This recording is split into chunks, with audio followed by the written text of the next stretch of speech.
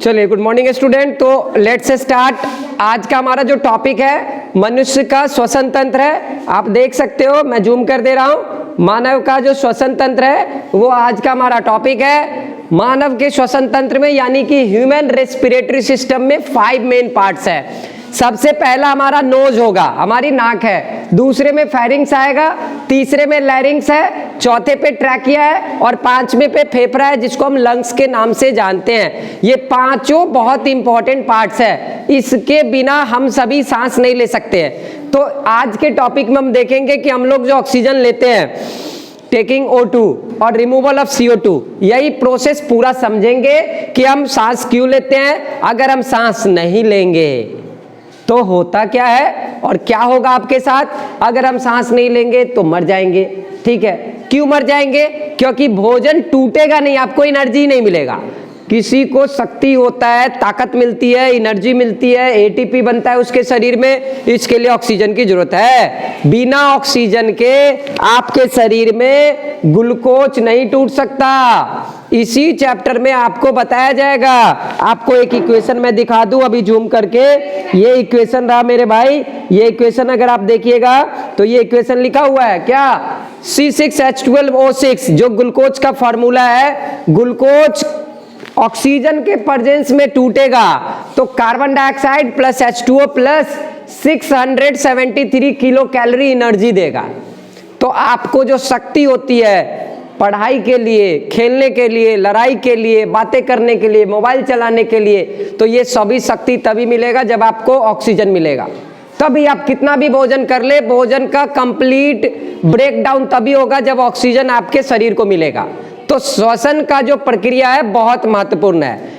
अगर आप सांस नहीं लेंगे तो भोजन आपका नहीं पचेगा। इसीलिए प्राचीन काल के जो लोग थे, जो आपके घरों में भी बड़े बुजुर्ग हैं, वो खाना खाने के बाद थोड़ा रेस्ट करते थे।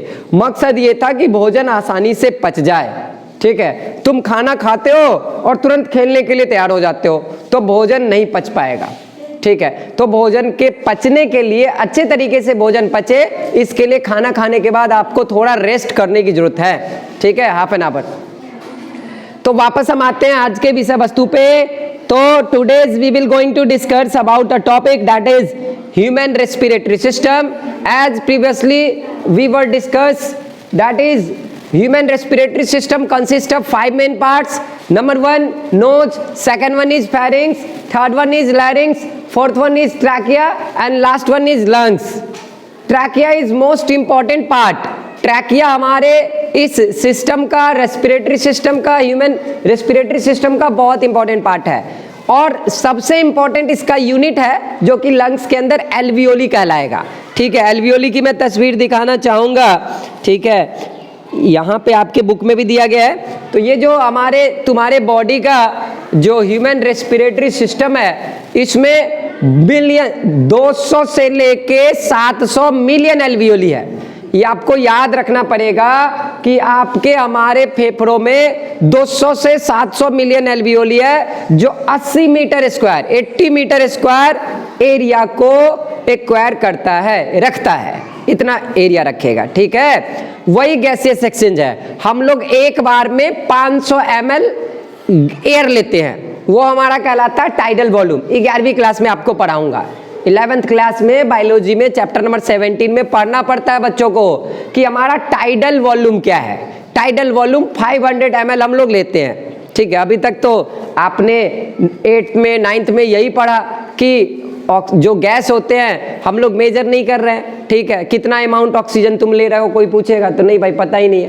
तो अब आप उसको बताओ कि स्पायरोमीटर से मेजर किया जा सकता है कितना अमाउंट आप ले रहे हैं। एक्सपर्ट और डॉक्टर मेजर करते हैं और उसके बाद आपके बुक में मेंशन है 11th क्लास में कि हमारा टाइडल वॉल्यूम जो है वो 500 ml है। ठीक है, तो सबसे पहले आप सांस लोगे, ऑक्सीजन दोनों छेद जो नाक में है उसको नॉस्ट्रिल कहते हैं। नॉस्ट्रिल होते हुए पीछे की तरफ नेजल चेंबर में गया, फिर वो पीछे की तरफ जो नेजल चेंबर है वो फेरिंग्स में खुलेगा। कई लोगों का नाक जाम हो जाता है रात में कॉमन कोल्ड के दौरान, सर्दी खांसी के दौरान, तो तुम मुंह से भी सांस ले सकते हो। क्यों? अगर तस्वीर को जूम करके देखे तो आप नाक से सांस लो या मुंह से सांस लो, जाना दोनों को ट्रैकिया में ही है। आगे लैरिंग्स होते हुए ट्रैकिया में ही जाएगा। ठीक है मेरे भाई, तो आपको जानना पड़ेगा, ये सिस्टम जो है आपको समझना पड़ेगा कि हमारे तुम्हारे शरीर में जो ह्यूमन रेस्पिरेटरी सिस्टम है इसका बहुत इंपॉर्टेंट रोल है। तो जैसे ही हवा नाकों से या मुंह से होते हुए आपके फेरिंग्स होते हुए, ग्रसनी होते हुए लैरिंग्स में गया, लैरिंग्स से फिर ट्रैकिया में गया, ट्रैकिया को हम श्वसन नली कहते हैं, श्वास नली कह सकते हो, ठीक है, श्वास नली, और ट्रैकिया दो भागों में बट गया, आगे राइट और लेफ्ट ब्रोंकी में बट जाता है। मैं तुमको एक अच्छी तस्वीर थोड़ी सी ब्लर है तो मैं आपको तस्वीर दिखाता हूँ। मेरे पास सीबीएसई की भी पीपीटी रहती है तो उसमें से मैं आपको इमेज जरा जूम करके दिखाता हूँ, ठीक है, तो आपको ज़्यादा क्लियर हो पाएगी। ये रही, बस विद इन अ सेकेंड आप वेट करेंगे, बस आपके पास स्क्रीन पे आ जाएगा। ये देखिए स्क्रीन पे अभी जस्ट हम चाहते हैं आपका कॉन्सेप्ट और अच्छे तरीके से क्लियर हो जाए, ठीक है, वेट करेंगे आप। ह्यूमन रेस्पिरेटरी सिस्टम आपको डीपली पढ़ाया जाएगा, डीपली, ठीक है। ये देखिए इस तस्वीर को हम कितना भी जूम करेंगे ना कुछ नहीं होगा, ठीक है, क्योंकि ये तस्वीर, ये सारी पीपीटी हमने खुद ही बनाई है, तो इसीलिए आपको समझाने के लिए हमने थोड़ा हाई लेवल तस्वीर लाया है ताकि हाई लेवल समझा सकूं, ठीक है। देखो मेरे भाई, अब ये तस्वीर तुम कितना भी जूम कर लोगे तो यहाँ पे देखो तुम, लैरिंग्स है, लैरिंग्स के बाद ये हमारा ट्रैकिया, ज़्यादा बेहतर तुमको समझ में आएगा, ठीक है। उसमें थोड़ा ब्लर इमेज था, ठीक है, इसमें नहीं, इसमें क्लियर है। तो ट्रैकिया ये पाइप है, ठीक है। तुम नेशनल ज्योग्राफिकल चैनल देखते हो, कोई भी जो शेर है, जो वाइल्ड एनिमल्स है, वो सभी शेर वगैरह शिकार, चीता वगैरह शिकार कैसे करता है, गर्दन पकड़ता है, ठीक है, जिराफ का या दूसरे जानवरों का। तो इसी से हवा वाला पाइप है जिसको हम ट्रैकिया कहते हैं इंग्लिश में, उसको दबा देगा, इंसान मर जाएगा, उस तरह जानवर भी मर जाएंगे। तो ये हवा को थोड़ा देर रोक देगा, फिर कहानी खत्म हो जाएगी हमारी तुम्हारी। तो हवा वाला ये पाइप है जिसको हम विंड पाइप के नाम से जानते हैं, इंग्लिश में ट्रैकिया है, हिंदी में श्वास नली है, ठीक है, श्वास की नली है। तो ये आगे जाके दो भागों में बट गया, कुछ इधर गया, कुछ इधर गया, कुछ राइट फेफड़ा में गया, लेफ्ट फेफड़ा में गया, और इसमें जो अंगूर के गुच्छे दिख रहे हैं दैट इज कॉल्ड एल्वियोली। इसी जो अंगूर के गुच्छे दिख रहे हैं आपको छोटे छोटे, इसकी संख्या 200 से 700 मिलियन है। 1 मिलियन में 10 लाख होते हैं, तो 200 मिलियन का मतलब 2000 से 7000 लाख हैं।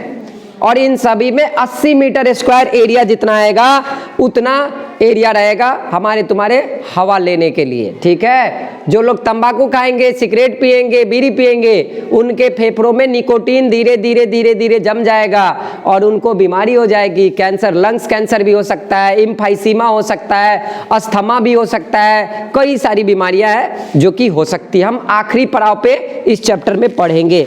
दिल देखिए, दिल हमारे दोनों फेफड़ों के बिटवीन थोड़ा सा लेफ्ट साइड, इस एरिया को कार्डियक नोच कहते हैं। तो कार्डियक नोच वाले रीजन में पाई जाती है दिल हमारा, ठीक है। चलिए वापस आते हैं।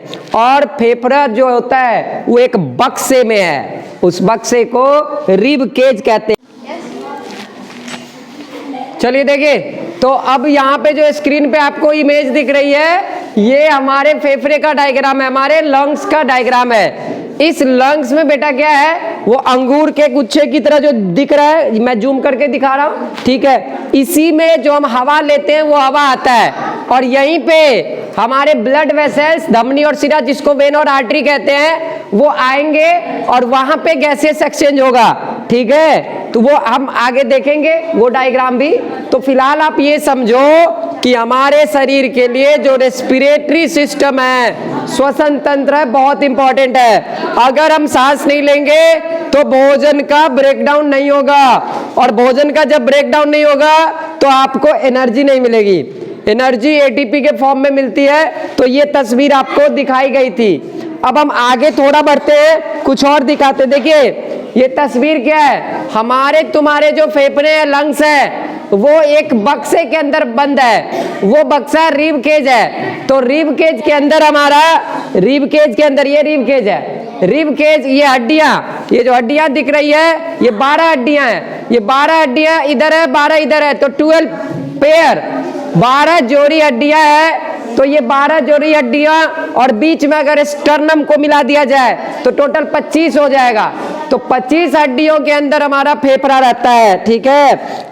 अब कुछ और चीजें, ये प्रोटेक्टिव एक कोट है, एक और तस्वीर दिखाता हूं। ये तो भगवान ने बाहर से रिब केज दे दिया, लेकिन फेफड़ा अंदर से भी 2 लेयर का होता है। एक बाहर का लेयर है जो पेराइटल पुलरा कहलाता है, एक अंदर का है विसरल पुलरा। इन दोनों के बीच में एक फ्लूइड होती है, जो डायग्राम में येलो कलर की तस्वीर दिख रही है, ये फ्लूइड है। कई बार हम गिर जाते हैं, चोट लग जाती है, लेकिन हमारे फेफड़ों को कुछ नहीं होती, क्योंकि चोट से बचाने के लिए, मैकेनिकल शॉक और इंजरी से बचाने के लिए भगवान ने फ्लूइड दिए, इनको हम प्लूरल फ्लूइड कहते हैं, ठीक है।